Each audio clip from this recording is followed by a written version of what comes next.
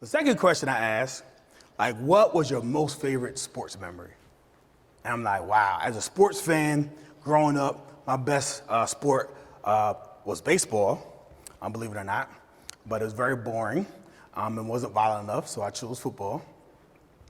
But I thought back like, all right, my greatest sports memory. Is it Reggie Jackson and his 3 home runs? Is it Michael Jordan making that foul line shot on Brian Russell? Is it some of the comebacks in football? Indianapolis Colts, Tampa Bay. 4 minutes left, we come back from like a 21-point deficit. Is it Gary Brackett, the most solo tackles of any player in any Super Bowl? You can look it up, it's a real stat, it's on Google. We lost the game, but hey, I got a record. But nah, that's not it.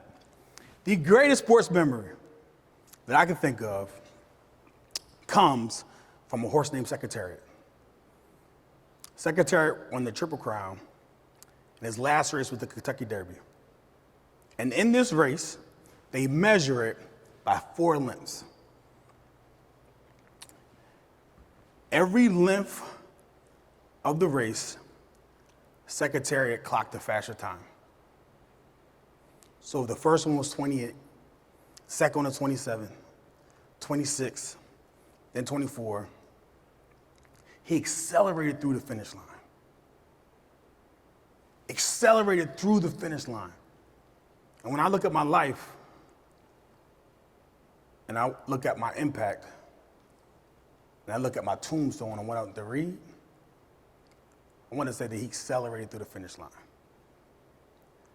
That people were better because he lived this life.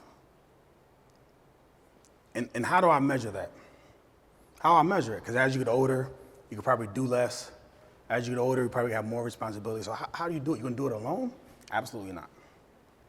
How I do it, and what the mission of my company is my goal is to create more leaders and less followers.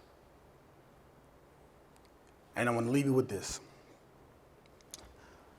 The number one reason people give up their power and they aren't leaders, because they don't think they have any. And they don't think their voice matters. And I want to assure you that your voice does matter. I want to assure you that you need to speak up. Even if your voice shakes, even if you don't think they're listening, you need to live your truth. You need to find a way that you could be fulfilled. And from here on out, from this day forward, and every day the rest of your life, every day you need to live your life like you're a champion. My name is Gary Brackett. That's my time.